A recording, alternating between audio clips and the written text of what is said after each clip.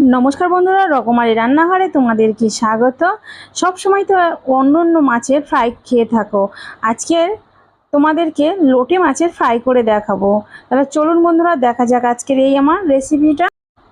প্রথমে এই মাছগুলি কেটে ধুয়ে নিয়েছি, আর মাছের গায়ে একটু করে চিড়ে চিড়ে নিয়েছি। দিয়ে দিলাম আদা রসুন আর লঙ্কার গুঁড়ো, হলুদ গুঁড়ো, দিয়ে দেব লবণ, আর দিয়ে দেব জিরে ও ধনে গুঁড়ো, আর দিয়ে দেব সর্ষের তেল। এখানে আমি সর্ষের তেল দিয়েই মশলাটি মাখাবো, কারণ এটা নোনা মাছ।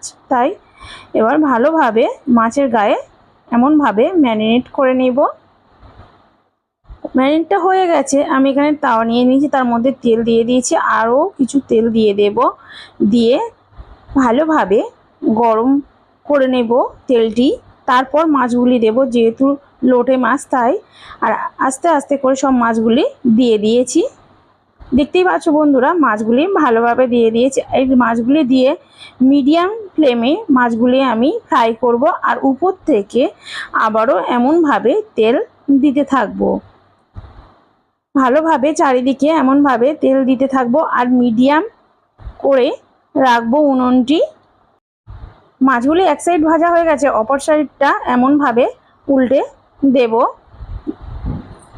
এখানে একটা কথা বলে রাখি, এটা খুব সাবধানে উল্টাতে হবে, কারণ এটা লোটে মাছ তাই।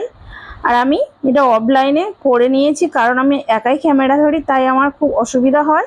তাই আমি দুটো চামচের সাহায্যে আমি লোটে মাছগুলি উল্টে পাল্টে নিয়েছি। লোটে মাছের ফ্রাইটি হয়ে এসে আমি দিয়ে দিলাম উপর থেকে ধনে পাতা কুচি, আর দিয়ে দিলাম কাঁচা লঙ্কা। নিয়ে আরও কিছুক্ষণ রেখে এটা আমি নামিয়ে নেব।